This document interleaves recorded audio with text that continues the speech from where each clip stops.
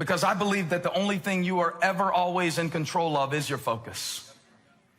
So many factors in your life are beyond your control. But one thing you can always control, if you learn how to do it, and if you're committed to it, is your focus. I think that many relationships fail not because of a loss of love, but because of a loss of focus. That would be one of the reasons that a church fails as well while we're at it, is that you lose your focus when you stop caring about what God cares about. God will no longer back you in your endeavor. And so sometimes what we call failure is really just broken focus. It's the reason why the passion that exists in some parts of relationships when it's getting started tends to leak and you wonder where it went. It wasn't necessarily that you lost the love, you lost the focus.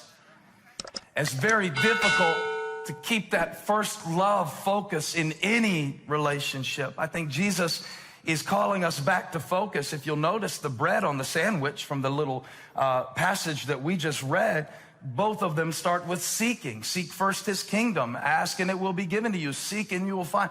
On both ends of this passage where Jesus is speaking on several different subjects is this idea of focus.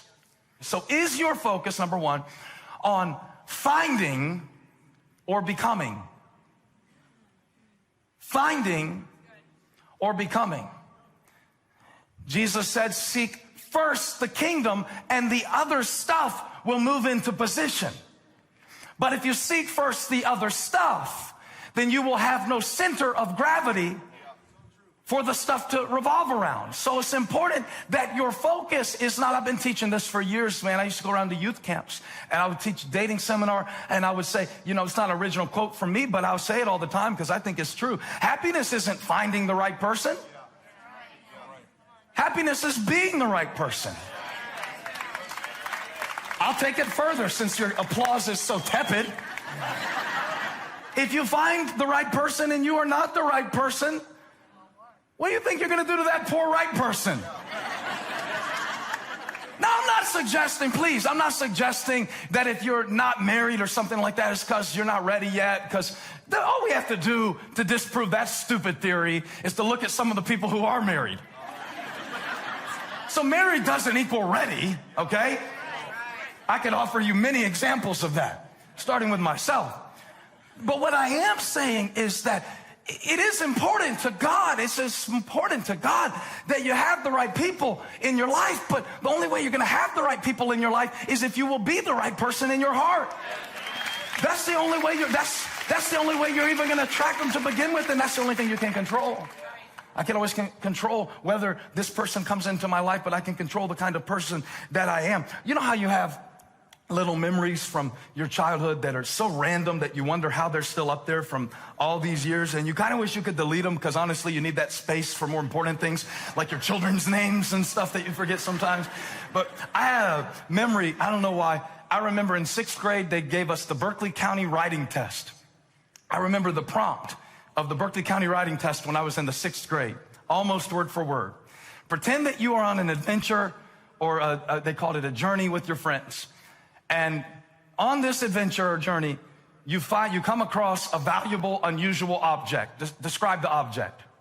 A couple weeks later, the teacher walked in with all of our writing tests and made an announcement.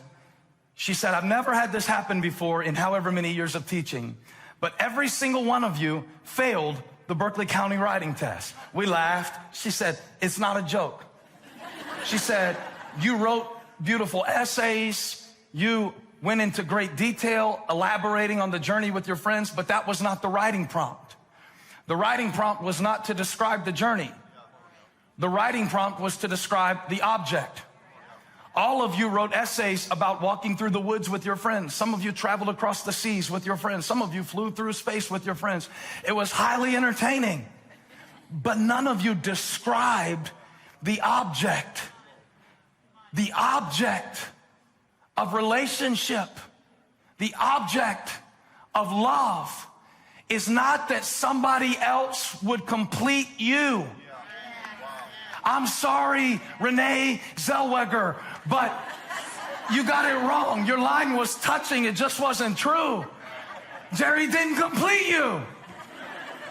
Touch your neighbor, say, you can't complete me. See, we teach this stuff. No wonder single people have their fists up ready to fight me when I want to preach about marriage. Because the way we preach it and teach it, we teach it like until you get married. And we teach it wrong. We teach it wrong. I've taught it wrong. We teach it wrong. In the book of Genesis, God's describing marriage. He's talking about Adam and Eve, and he says that, the man shall leave his father and mother and go be with his wife. And it says that the two will become one. Let me tell you what it doesn't say. It doesn't say the halves will become whole. But yet we teach it and we treat it and we expect it like the halves are going to become whole.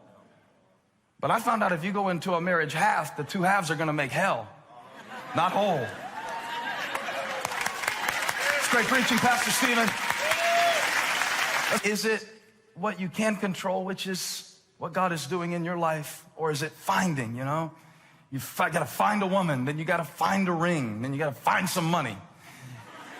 And you got to find a date to get married and a place to get married that everybody can come to, that all on the same date, working out continents, different continents, people coming together from all these different places in the world. And you got to find the dresses for the bridesmaids, something that they'll all wear and won't complain about. It doesn't look good against their skin tone. And you got to find a house and find a job and finding. Do you see the pattern here? But God said, well, all of that has its place. If you will focus on becoming. Remember, he said the two will become one. That's the focus. What are you becoming? It's a good question to ask.